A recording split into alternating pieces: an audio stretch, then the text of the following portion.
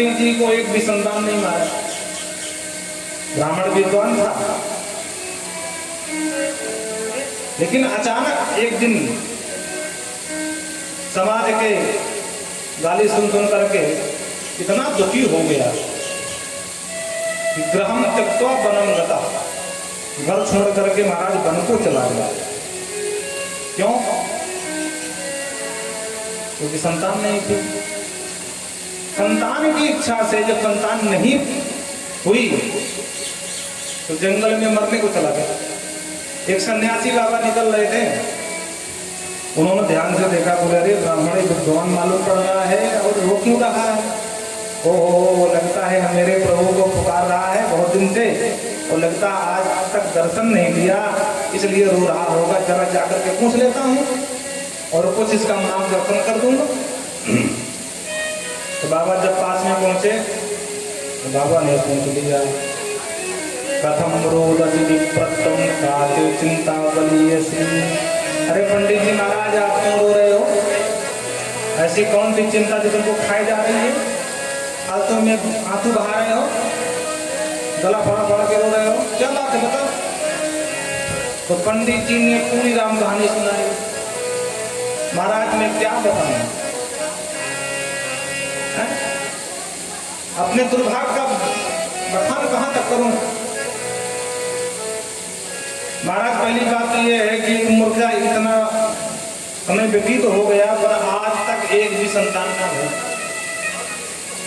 प्रजा दुखे सुनो हम, प्रजा दुख से इतना मैं पीड़ित हूं महाराज। एक गाय लाया था महाराज, हाँ साहिवाल, अच्छी नस्ल वाली महाराज। बैठे बैठे 12 वर्ष से बैठे बैठे भूसा खा रही, एक भी बछड़ा आज तक न गई महाराज। जिस पौधे को रोपता हूं वो पौधा शीघ्र ही सूख जाता है। मेरे घर में स्वादिष्ट भोजन बनता है महाराज और बहुत जल्दी भोजन में दुर्गंध आने लगती है। कहां तक बखान करूं? दिग्जनम जानपत्यस्य दिक्कुलम संततिम विना। अनपत्य माने होता संतान। दिग्जनम जानपत्यस्य, अरे मानव का जन्म धिक्कार है जन्म। अगर बेटा बेटी न हो तो जन्म कैसा? दिग्ग्रहम प्रजा विना। और जिस घर में छोटे छोटे बच्चे न हो वो घर घर नहीं मरघट है महाराज, ऐसा मैं मानता हूं। इसलिए महाराज मैंने सोचा कि सबका एक ही उपाय, अपने जीवन की रामलीला समाप्त की जाए। तो घर छोड़ करके मैं मरने आया हूँ। सन्यासी बाबा की खोपड़ी हो गई गरम, अरे राम राम, हमने सोचा मेरे प्रभु के लिए रो रहा है, ये तो बेटा बेटी के लिए रोने आया। सन्यासी बाबा ने खूब समझाया, मुंचा ज्ञानम प्रजारूपम बलिष्ठा कर्मो गति विवेकम तो समास्यात् जद संसार। अरे पंडित जी महाराज विवेक का इस्तेमाल कर, अज्ञान मुंच। अरे अज्ञान छोड़ दे भाई, ये बहुत बड़ा अज्ञान है तुम्हारा। तो तुमको लग रहा है कि बेटा बेटियों से ही सुख मिलेगा। अरे पंडित जी अगर बेटा बेटियों से ही सुख मिलता होता तो दुनिया के हर माई बाप सुखी बन के बैठे होते, रोते न फिरते। और अगर बेटा बेटियों से दुख ही मिलता सब दुखी होते, पर ऐसा नहीं है।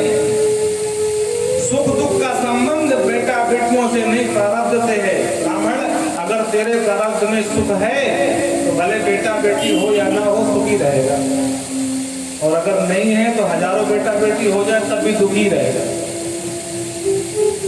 सगर का इतिहास नहीं सुना क्या तूने? 1000 की छोड़ 60,000 पुत्र हुए, क्या सुख मिला उसको? बोल कहां था महाराज?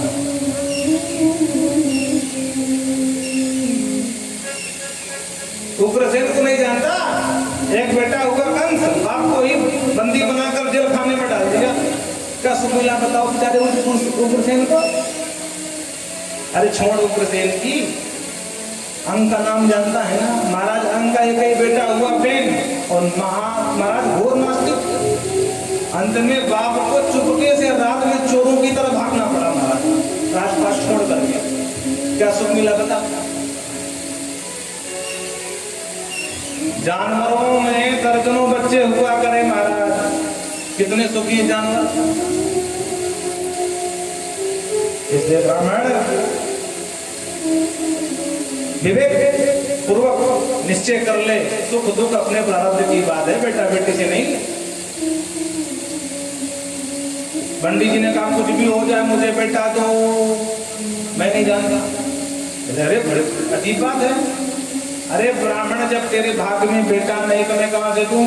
बोले नो हम, मैं कुछ नहीं जानता, मुझे बेटा दो नहीं, मैं अभी मर जाऊंगा। तो ध्यान रहे तुमको प्राण ब्रह्म हत्या का दोष लगा दूंगा। सन्यासी बाबा खुशी तो हो गए, बोले सुनो पंडित जी, हमने सोचा कि थोड़ा समझा दें, पढ़े लिखे विद्वान हो, बात समझ में आ जाएगी, लेकिन अब मालूम पड़ा कि तुमको तो बच्चे का भूत सवार हो गया है। तो ध्यान से सुन, तेरे भाग की रेखा पढ़ रहा हूं, सप्त जन्मावधि पुत्रो नहीं बचो। अरे तू इस जन्म की रो रहा है, आगे आने वाले 7 जन्म तक तेरे को संतान नहीं होने वाली है। और जो ब्राह्मण ने सुना कि 7 जन्म संतान नहीं होगी, इतनी तीव्र गति से धम्म नीचे सर पटका पंडित जी के सामने। पंडित रतन बढ़ गई, अरे ब्राह्मण क्या करते हो, मर जाओगे। पंडित जी ने कहा मरने तो मैं वैसे ही बैठा था, मैंने सोचा कि आप जैसा विद्वान सर्व सामर्थ्य सन्यासी कोई मार्गदर्शन करेगा, उसकी तो हुई नहीं महाराज। मार्गदर्शन की छोड़ो, मेरे सुख को 7 गुना बढ़ा दिया। अरे इस जन्म की रो नहीं पा रहा हूँ, 7 जन्म की सुना दिया। महाराज मैं कुछ नहीं जानता, मुझे बेटा तो बस नहीं, मैं पक्का मर जाऊंगा, इस बार तो पक्का मर जाऊंगा। अब सन्यासी बाबा खूब समझाऊंगा, पर ना बाबा ने कहा सुनो ब्राह्मण, तुमको मरना है कि जीना है, हमारे प्राण छोड़ो, हमको जाने दो, और पीठ पीछे जो मनाए सो करना, वरना हम, मैं कुछ नहीं जानता हूँ, मरूंगा तुम्हारे आगे मरूंगा। बोलो राधे राधे। अब सन्यासी बाबा हो गए, कदू लेना न देना, मगन रहना। इस ब्राह्मण से 2 मिनट राम राम जाप कर लिए तो गले पड़ गए मेरे। पर सन्यासी बाबा समझ गए कि मानने वाला तो है नहीं, तो बगल से झोली से एक फल निकाला। अरे बोले पंडित जी मरने की जल्दी भी ना करो भाई, ये फल ले जाओ और जाओ अपनी पंडितानी को खिला देना, भगवान चाहेगा तो अवश्य बेटा हो जाएगा। और जो फल देखा पंडित जी प्रसन्न हो गए, वाह महाराज संत बड़े कृपालु होते हैं, बड़े दयालु होते हैं, धन्य है प्रभु, अब मेरे को पूर्ण विश्वास हो गया, मेरे को बेटा जरूर होगा। महाराज नियम क्या करना है? बोले तो ज्यादा बड़े नियम नहीं है, पवित्रता से रहना, झूठ न बोलना, एक वक्त भोजन करना, भगवान का ठाकुर जी का बिना भोग लगाए भोजन न करना, 2-4 नियम बताया। बोले बस बस बस बस महाराज हो गया। प्रणाम करता हुआ लेके फल दौड़ लगाया, घर में आया, पूरा गला फाड़ कर चिल्लाया, हे भगवान सुनती हो? मुंदरी को लगा बहुत तेज चिल्लाए, बात क्या है? घूम करके महाराज लौट करके आई। वो पंडित जी मुस्कुरा रहे थे खड़े खड़े, और हाथ में फल दिखा रहे थे, देख बाबूजी कितना सुंदर फल है। मुंदरी ने कहा क्या मैं आज के पहले कभी फल ना देखे हैं? पहली बार दिखा रहे हो फल? गला तो ऐसे फाड़ रहे थे जैसे 9 लखा हार ले आए हो, 5 तोले का हार लेके चले आए हो। बोलो राधे राधे। अरे मैंने बहुत सारे फल खाए हैं, ले जाओ। पंडित जी ने कहा बाबू बुरा क्यों मानती है, पहले पूरी बात तो सुन ले। हाँ सुना। बोले इस फल को पाएगी तो बेटा होगा, बहुत बड़े सिद्ध बाबा से दर्शन हुआ, उन्होंने बड़ी कृपा करके नाक रगड़ रगड़ के परेशान हो गए, तब उन्होंने कृपा करी हो पे। ओहो महाराज ऐसा फल है? बोले हाँ। बोले हाँ तब तो अवश्य पाऊंगी महाराज, लेकिन अभी मैं नहाई नहीं। हाँ दिन का 12 बज रहा, देवी जी नहाई नहीं। हाँ ऐसे भी कुछ बैठी होंगी। बोलो जय सिया राम। पूरा मत मानना कानपुर है, यहाँ की तो परंपरा है, 2 बजे तक तो जगते हैं और 12 बजे तक सो के जगते हैं दिन में, है कि नहीं? हमारे यहाँ शास्त्र का नियम है जल्दी सो और जल्दी जगो, पर सब उल्टा हो गया है। तो महाराज मैं से नहा लूं और भोग लगा के प्रेम से पाऊंगी। आप निश्चिंत होकर के फल को मुझे पूजा घर में धर दो और आप तो जाओ, मैं पालूंगी। बोले सुन बाबू ध्यान से पा लेना। बोले हाँ आप जाओ जाओ जाओ जाओ। पंडित जी बेचारे सीधे भोले भाले तो पड़ गए पंडितानी की बात में, फल धर दियो पूजा की अलमारी पे और पंडित जी निकल गए कहीं कर्मकांड निपटावे। और जहाँ जाते हैं बोले सुना आज बहुत बड़े महाराज जी का दर्शन हुआ, अब मुझ जैसे दीनहीन पर कृपा करके उन्होंने कृपा रूप आशीर्वाद कर दिया, और देखना बहुत जल्दी मेरे घर में बेटा होगा। हाँ तो जगह जगह अपने जो है सौभाग्य सराहना करते फिर रहे। और इधर पंडितानी ने नहाया धोया ठीक ठाक फल लेके बैठ गई और फल को घुमा घुमा के देखती है, इसमें इसकी क्या विशेषता है, कोई नहीं तो है। फिर सोचती है कि देखो भाई आजकल मैं इनसे कुछ ज्यादा झगड़ा करने लगी हूँ और भगवान जाने कौन से बाबा से कौन मंत्र उड़ा करके फल ले आए। कहीं या फल को पाने के चक्कर में कहीं करते बट्टे दे गई तब अच्छा करते बट्टे ना हुई तो इनके बस में हो गई तब क्या होगा। लगता है फल पाने में भलाई नहीं है, इनका कोई भरोसा नहीं है। उसे देखने में भोले भाले हैं लेकिन है नंबर एक कपटी। हाँ अपने पति को कह रही, इसलिए मैं तो फल नहीं पाऊंगी भाई, बेटा होवे या ना हो। बोलो राधे राधे। जल्दी महिलाएं विश्वास नहीं करती पति पर। हाँ और सुंदरी जैसी महिलाएं। आप सबको एक घटना याद होगी 2000 नोटबंदी कब हुई थी, 18 ऐसे ही होती 17 में 16 में हुई। हाँ तो जब नोटबंदी हुई और 1000 का नोट बंद हो गए, उसके बाद घर का बैंक बैलेंस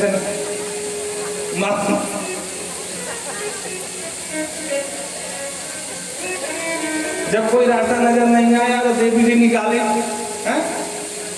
किचन के डिब्बा से निकाल रहे हैं 5,000 5 नोट 1,000 किलो भैया, इनको भी जब्त करके।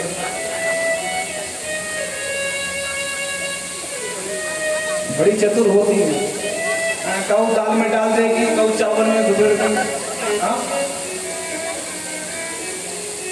किचन में ऐसा होता है कि नहीं होता ही बताना।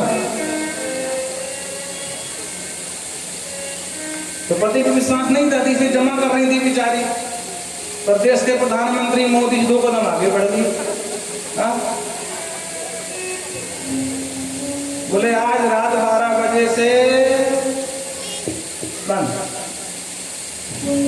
तब पोल पत्नी बोली कि भैया यहाँ तो सब दाल में काला है। तो कहती फल तो नहीं पाने वाली बात, इनका कोई भरोसा नहीं है। हाँ अच्छा एक बात और है, ये प्राय सबकी शिकायत रहती है। आपस में कहती है ना सब पत्नी वार्ता होती, कोई बात होती है तो कहते सुनो तुम पुत्र 1 नंबर के बन लिए, भाई भी अच्छे हो पर पति नंबर 1 की नहीं हो। बोलो राधे राधे। अब प्राय ये सभी पत्नियों का रोना होता है। अपने पति को कभी नहीं कहेगी नहीं तुम मेरे लिए बहुत अच्छे हो, चाहे बेचारा कुछ भी कर ले और बाद में आंख दिखाती रहती है। बोलो जय सिया राम। अंत में फल नहीं खाया इसने। एक पड़ोसन थी बेचारी, वो आ गई, बोली अरे बहन धुंधली बैठी बैठी कहा सोच रही है। बोले बहन तो ठीक समय पे आई। अच्छा तू ये बता क्या कभी फल खाने से बेटा बेटा होते हैं, बेटा बेटी होते हैं? पड़ोसन ने कहा मैं समझी नहीं। बोले बात ये है मेरे स्वामी जी को आज कोई बाबा मिले होंगे और अपना वही पुराना राग अलापा होगा। महाराज ने बहुत दुखी हो, बेटा नहीं है, कुछ आशीर्वाद दे दो। बाबा ने फल दे दिया। बोले होगा, ले जा होगा। अब तू बता खा लो ना, हो जाएगा। पड़ोसन ने कहा देख बहन मेरो पक्को विश्वास है, अगर कहो बाबा जी ने दियो है तो फिर जरूर एक बार खाने में कहो बुराई ना है। अरे हमने तो सुना है कि खीर खाने से बेटा हो गए तो फल तो बहुत बड़ी बात है। हाँ जब खीर से बेटा होगा। बोलो राधे राधे। भगत सहित मुनि आहुत दीने अप्रगटे अग्नि चरु कर नहीं चरु माने खीर।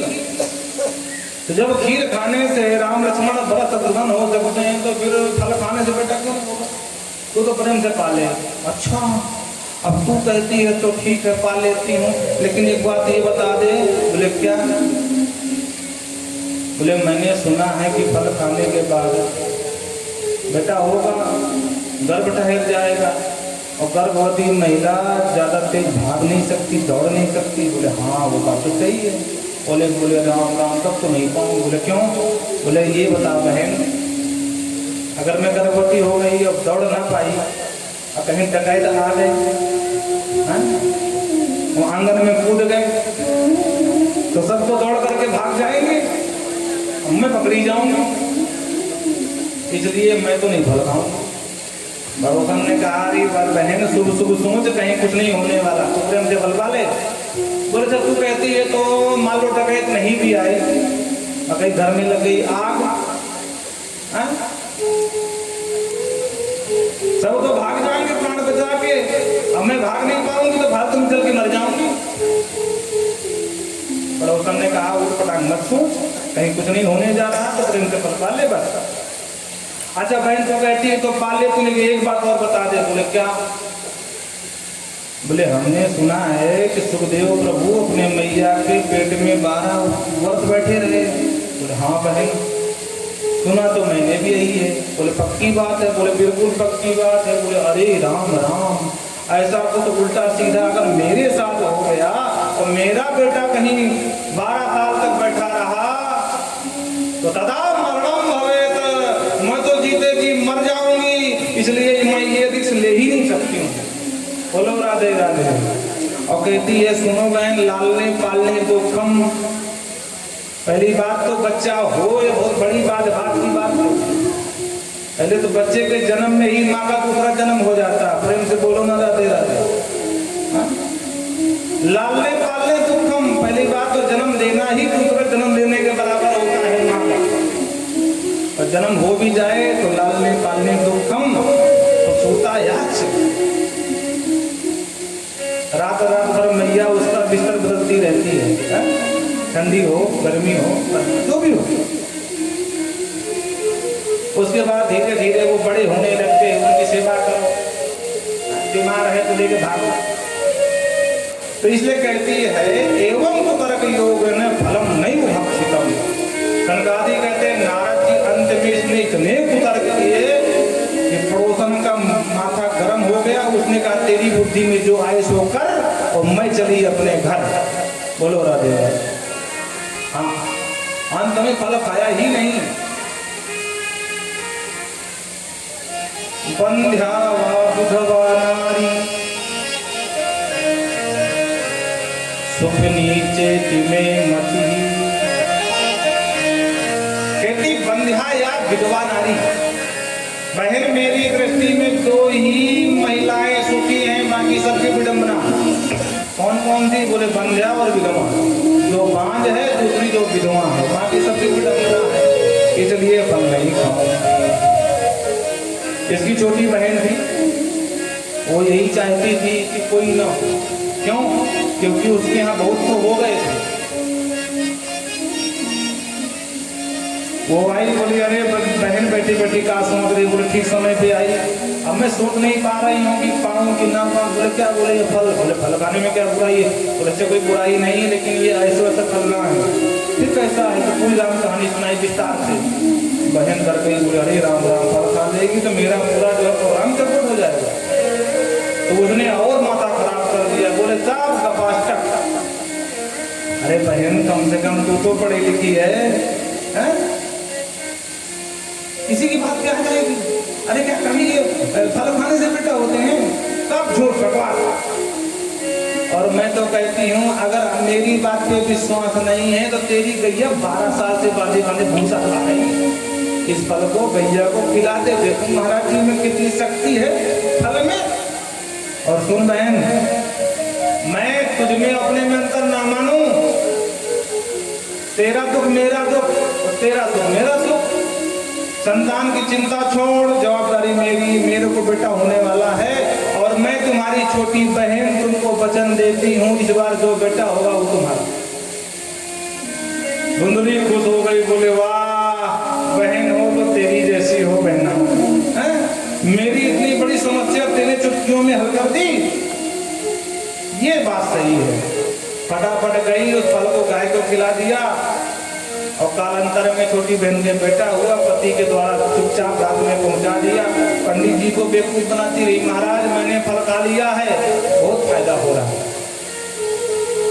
और सुबह होते ही धुंधली ने बहन के बेटे को अपना बेटा बना करके पंडित जी को बता दिया। और ठीक 3 महीने बाद जिस गाय को फल खिलाया गया था, उस गाय ने भी एक बालक को जन्म दिया। वैसे तो पूरा मानव जैसा था, सिर्फ कान गऊ के समान थे, तो नाम हो गया गोकर्ण। बोल गोकर्ण जी महाराज की। और जैसे ही अपने बच्चे को नामकरण करने के आगे बढ़े, धुंधली खड़ी हो गई, बोले वाह 9 महीना मैंने पेट में धरा है तो नाम तुम धरोगे, ये अन्याय कैसा। पंडित जी ने कहा अरे गौरी पूरा क्यों मानते, तू ही नाम धर ले। बोले सुनो, मेरे बच्चे का नाम मेरे नाम से मिलता जुलता होना चाहिए, तो पता क्या नाम है।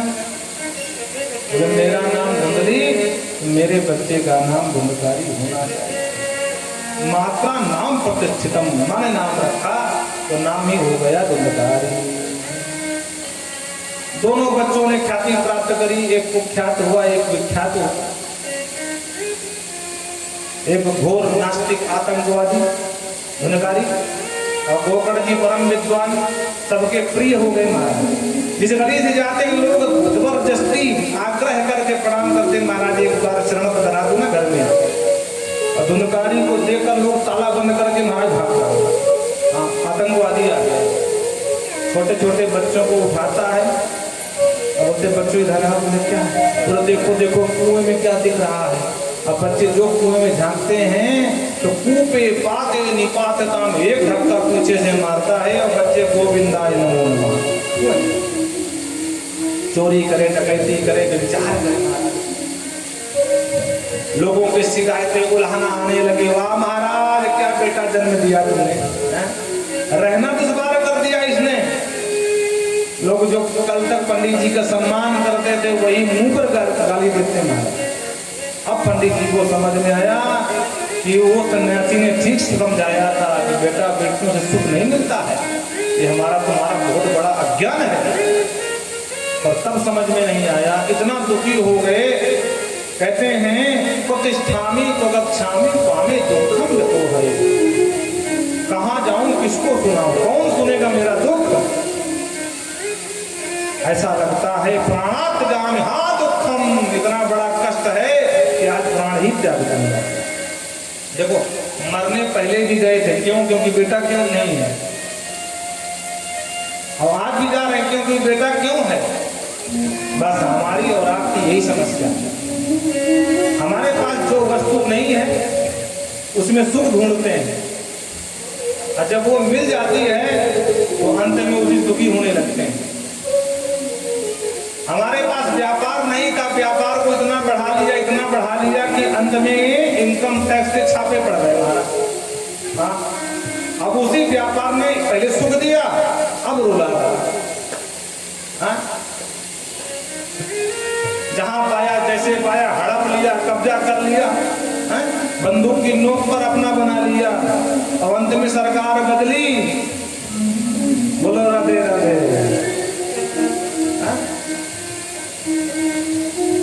अब इतना दुखी हो गए महाराज की पूछो मत।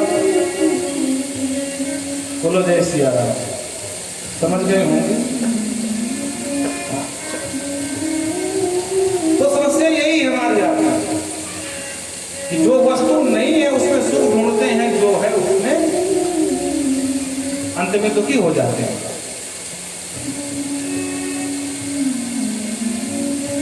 जैसे ही घर से बाहर निकले, गोकर्ण जी ने फल को गाय को खिलाया था।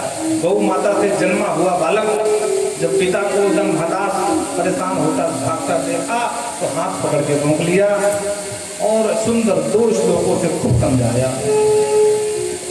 न चेन्द्रस्य सुखम किंचन न सुखम चक्रवर्तिना सुखम तस्य मुनिरेकान्त जीवनः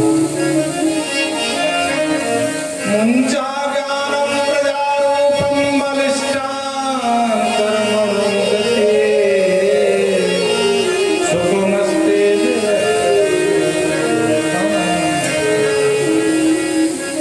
कहते पिताजी क्यों दुखी हो? क्या आपको लगता है कि आप ही संसार में अकेले दुखी हो? ऐसा नहीं है। न चेन्द्रप्त सुखम किंचिन, देखो शब्द पर ध्यान देना, किंचिन। देवराज इंद्र को थोड़ा सा भी सुख नहीं है। हमको आपको लगता है कि वो राजा है देवताओं का, बहुत सुखी होगा, पर कहते ना, किंचिन, थोड़ा सा भी लेस मात्र भी सुख नहीं है उसे। न सुखम चक्रवर्ती न, चक्रवर्ती सम्राट को विपक्ष रात दिन गरियाता है। हाँ? कोई अनपढ़ बुलाता है, कोई कुछ कहता है, कोई कुछ कहता है। उससे पूछो कितना सुखी है सम्राट भी। और अगर कोई सुखी है तो सुख मस्त विरक्त मुनिरेकांत जीवनः, जिसने अपना एकांत बना लिया और उस एकांत में प्रशांत मन से बैठ करके हरि को पुकारा, बस वही सुखी हुआ। बाकी सबकी विडंबना। कोई तन दुखी, कोई मन दुखी, कोई धन बिन रहत उदार, थोड़े थोड़े सब दुखी सुखी रहा। पंडित जी ने कहा बेटा बस यही उपदेश एक बार एक बाबा ने मुझे दिया था, जब फल दिया था मेरे दिमाग में हटा, वो बात समझ में नहीं आई, पर आज जब चोट पड़ी हृदय में तो वही उपदेश आज एक अक्षर सा उतर रहा है। मैं सब कुछ छोड़ना चाहता हूँ, मन का निग्रह करना चाहता हूँ, लेकिन होता नहीं, कैसे करूँ? तो बड़ा सुंदर उपदेश दिया। देह मांस रुदरे मतिम तजत्तुम जाया सुता विस्मृता पश्यानि संजगदिदं क्षणभंग निष्ठं वैरागरागरतिको भवति निष्ठः। पिताश्री, अभी तक आपने जगत से राग किया, लेकिन आप प्रभु से राग करके देखो। राग माने प्रेम। जगत से करके देख लिया, क्या मिला? अम्बो कर लिया। अब एक बार हमारे प्रभु से प्रेम करके देखो, फिर बताओ। रात दिन देख रहे हो, सर्वंग निष्ठम, कोई आ रहा है, कोई जा रहा है? कहीं जन्म की बधाइयां गाई जा रही हैं और कहीं शोक समाचार में लोग बैठे मौन। कहीं सहनाई बज रही है, कहीं कोई लड़ रहा है, कहीं कोई गा रहा है, कहीं कोई रो रहा है, कहीं कोई हंस रहा है, कहीं कोई बेच रहा है, कहीं कोई खरीद रहा है, कहीं कोई बैठा है, कहीं कोई जा रहा है, कहीं कोई दौड़ रहा है, कहीं कोई खड़ा है, कोई तैर रहा है, कोई नाव चला रहा है, कोई बाइक चला रहा है, कोई दवा बांट रहा है, कोई इंजेक्शन लगा रहा है। बस संसार ऐसे ही है। राखा को न स्वतंत्र,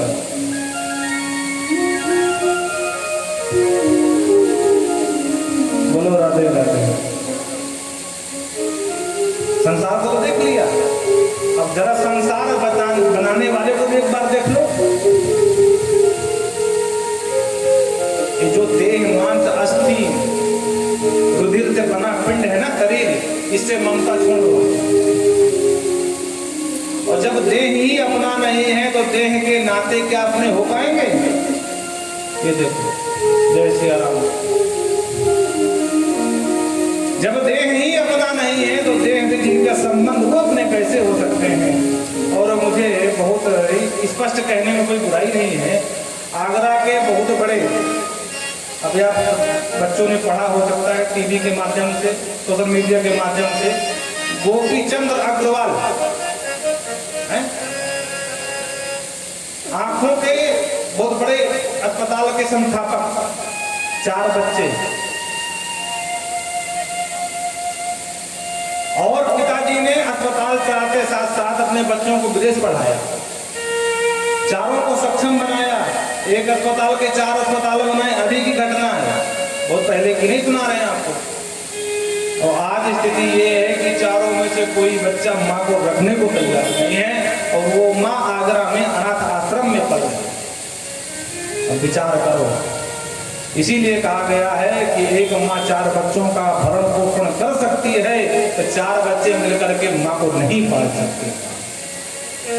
यही तो कलयुग है। और इनको शर्म नहीं आती है बच्चों को कि जिस माँ ने, पिता ने हमारे लिए इतना किया, विदेश तक पढ़ने भेजा, पर आज माँ के लिए अनाथ आश्रम में पल रही है। अगर आप विश्वास न हो तो गूगल में जाके सर्च कर लेंगे, गोपी चंद्र अग्रवाल, उनकी धर्म पत्नी। सामान्य सा गरीब आदमी हो, उसके बाद समझ सकते हैं अभाव हो, पर इन मूर्खों के पास क्या भाव है? धन की कोई कमी नहीं है। तुम्हारे पास समय नहीं है, 2-4 सेवकियां लगा दो। चारों बच्चों के पास गई, यहां तक कि पंचायत भी हुई। पंचायत में एक बार ये फैसला हुआ कि 15 दिन तू रख, 15 दिन तू रख। ये स्थिति बन जाती है। आप सब लोग ध्यान से सुनना। हाँ, जिस बच्चे के लिए आंसू बहा रहे हो, और स्थिति ये बन जाती है कि 15-15 दिन के लिए पंचों को न्याय करना पड़ता है। उसमें भी 2-4 महीने रख पाते हैं, बाद में भगा देते हैं। चारों के पास जाती है, मुझे रख लो, बोलना हम नहीं रख सकते हैं। पर इन मूर्खों से पूछना चाहिए, अरे अभागों, जिस माँ को रखने के लिए आज तुमको शर्म नहीं आती है, अगर यही माँ तुम अपने गर्भ में नष्ट कर दिया होता तो मूर्खों तुम आज कहां से आते? अगर इस माँ ने अपने खून को दूध बना करके तुमको न पिलाया होता तो मूर्खों तुम कहां से आते? धिक्कार है तुमको। ऐसी संतान का अच्छा है, निसंतान रहो। ऐसी संतान के लिए क्या बहाना है? पुत्र का मतलब क्या होता है? जब तक वो पिता जीवित रहे तो माता पिता की आज्ञा का पालन करे, और जब दोनों न रह जाएं तो भूमि भोजना, खूब सारा जितना हो सके भंडारा करे। उन नाम के नरक से बचाओ, वही तो पुत्र है।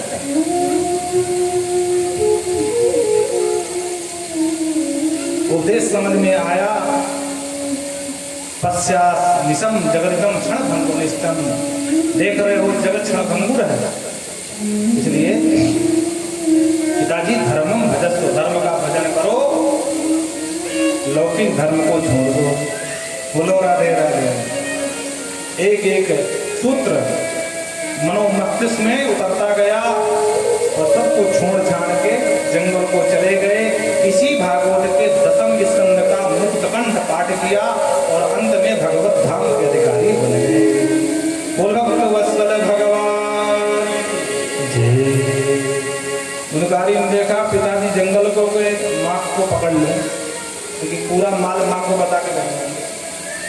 माँ को डांटते हुए कहा, माँ जल्दी बता माल कहाँ है? माँ ने कहा, मेरे पास कुछ माल नहीं है, जो कुछ था तुमने सब बेच दिया चोरी डकैती व्यभिचार में। बोले बता माँ, नहीं जल्दी लकड़ी से मारूंगा। और लेकर के जल्दी लकड़ी माँ को मारने को दौड़ा। माँ डर गई और भागी तो सामने कुआं था, उसी में दम में दे गिरी, और महाराज निधनम गता, मर गई। गोकर्ण जी ने विचार किया, पिताजी जंगल को गए, मैया कुएं में, अब लगता हमारा ही जंगल लगेगा। तो डरते डरते गए, बोले भैया हमारी इच्छा है कि हम तीर्थ यात्रा करें। दिनकारी ने थोड़ा विचार किया कि अभी तक तो बाहर जाना पड़ता था, अब घर में कोई रहेगा आगे ना अपना पाछे पगा। हाँ ठीक है जाओ।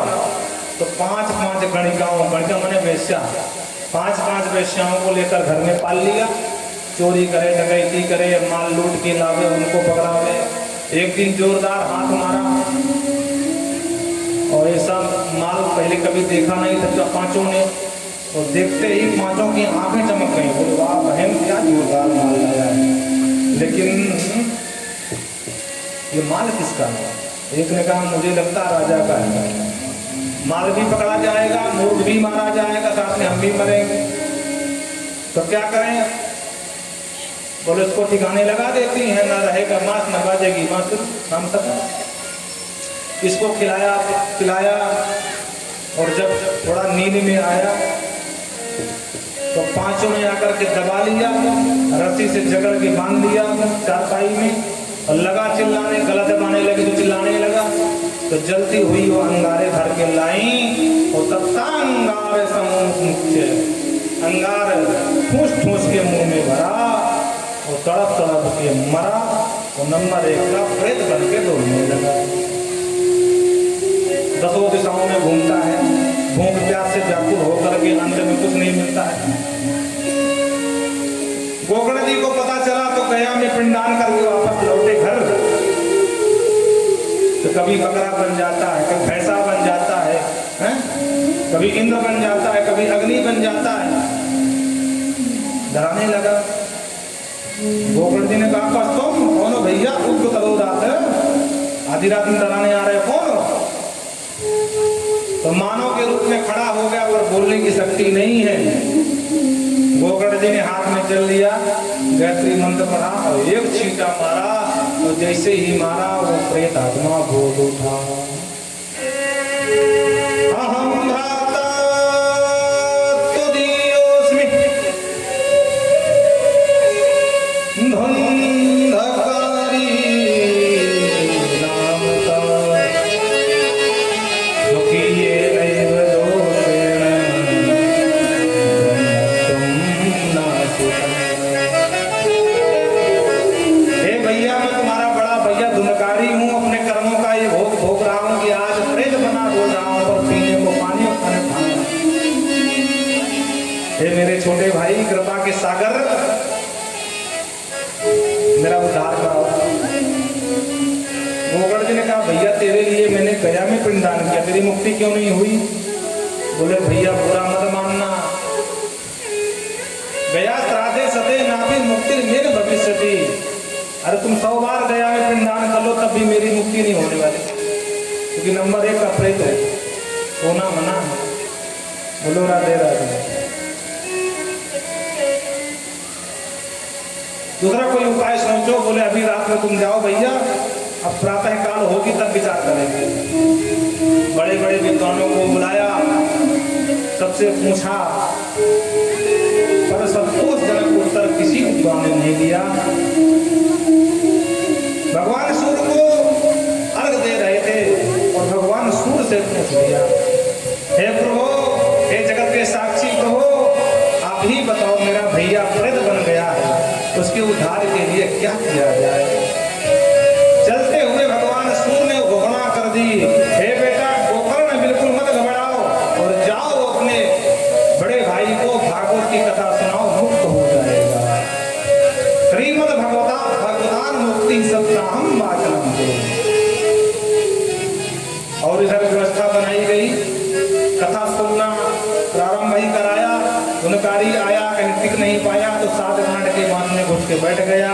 पहले दिन की कथा समाप्त हुई तो पहली गांठ लग गई और दूसरे दिन की कथा तो दूसरी। एवं सप्त दिनश्चैव सप्त ग्रंथि विभेदनम। 7 गांठ चलक गई। अग्निता रास द्वेष जो गांठें होती यही है। और दिव्य रूप धरो जाता तुलसी दाम मंडिता, आहा कुंडल झलकाता हुआ, पीताम्बर फहराता हुआ दिव्य रूप लेकर के गुणकारी प्रकट हो गया। विमान आया, विमान में बैठ करके जैसे जाने लगा। गोकर्ण जी ने पूछ दिया, भैया इतने श्रोता अभिमान एक? बोले महाराज बुरा मत मानना, जैसा जिसकी कल्पना वैसा उसको फल मिलता है। ये कल्प वृक्ष है, भागवत। मुक्ति की इच्छा इच्छा मात्र गुणकारी के अंदर थी, बाकी किसी में नहीं थी। पानी सब जगह बरसता है महाराज, पर टिकता वही है जहां टिकना चाहिए। अब बाल्टी बोले वाह मेरे साथ कितना बड़ा अत्याचार किया है, पानी बरसाने वाले ने ड्रम को इतना सारा पानी, मुझे इतना पानी। तो भैया पानी बरसने में कोई कमी नहीं, कोई भेद नहीं है। अपने बर्तन के स्थिति को देखो, पात्रता का भेद है ना। अरणम चाहतम ज्ञानम, जो ज्ञान दृढ़ता पूर्वक न सुना जाए वो नष्ट हो जाता है। बोलो राधे राधे। इसीलिए जब छोटे बच्चों को पढ़ाया जाता है वो उसी सब्जेक्ट को बारंबार पढ़ाया जाता है ताकि वो ज्ञान दृढ़ हो जाए, फिर कभी कोई पूछ ले तो भूले ना, है ना। बोलो राधे राधे। 2 1 2 2 2 2 4 2 3 4 6 पढ़ाते और बार बार पढ़ाते रहते हैं, बच्चा बार बार सीखता है। 2 1 2 तो बच्चे को भले ज्ञान ना होगी क्यों बार बार बताया जा रहा है और बाद में समझ में आता है। उसी तरह कहते हैं व्यग्र चित्रो हतो जपहा, जब करते समय चित्त अशांत नहीं होना चाहिए। ध्यान से सुनना, क्षमा करना। बहुत सारी यहाँ माताएं बैठी हैं, अब गुरु जी से गुरु मंत्र ले लिया है, अब नियम तो कर लूं, जब करना है अल्लाह की माला गुरु बैठ गई राम राम राम राम राम राम राम राम राम राम। अब राम राम जब भी रही है उधर देख रही है, बिटिया कहाँ कर रही है, बहुरिया कहाँ कर रही है, राम राम राम राम, ये क्या कर रहे हैं, राम राम राम राम। तो ऐसे जब का कोई भी लाभ मिलने वाला नहीं है। हाँ, क्योंकि व्यग्र चित्रो हतो जपहा, अगर चित्त अशांत है तो ऐसे जब का कोई मतलब नहीं है। उसी तरह प्रमादेन हतम कृतम, प्रमाद पूर्वक सुना हुआ भी नष्ट हो जाता है। गोकर्ण जी ने कहा भैया हम समझ गए, आपको लेकर इसको पधारो, और पुनः कथा किया। जितने श्रोता उतने विमान। और जिस प्रकार भगवान राम साकेत जाते समय अयोध्या वासियों को ले गए थे, उसी प्रकार भगवान गोविंद प्रकट हो गए। गोकर्ण जी को शरीर आलिंगन किया और सबको साथ में गोविंद को गोलोक को चले गए। अयोध्यावासिनः पूर्वं यथा रामेण संगतः तथा कृष्णेन तेनेका गोलोकं गोविन्दम्। और कहते हैं इतिहासम एवं पुण्यम सांडिल्योक मुनीश्वरः, कहते हैं ये दिव्य इतिहास हमने सांडिल्य मुनि से सुना था, जो चित्रकूट की पावन भूमि में सुनाया था। गुणकारी का पतंग को सुनता है उसके समस्त पाप नष्ट हो जाते हैं। आगे विधि का वर्णन किया है। कथा अगर निष्काम हो तो किसी मुहूर्त की आवश्यकता नहीं है, अगर सकाम हो तो दैवज्ञम तो समा हो जाए, किसी विद्वान दैवक के पास जाना चाहिए, कथा का मुहूर्त निकलाना चाहिए। और दिव्य आसन, वक्ता का आसन बहुत ही विचारपूर्वक जितना हो सके सबसे ऊंचा होना चाहिए। हाँ, व्यासासन समारूढ़ो यदा पौराणिको दुजः असामतौ ततंगस्य नमस्यान्न कस्यचित्।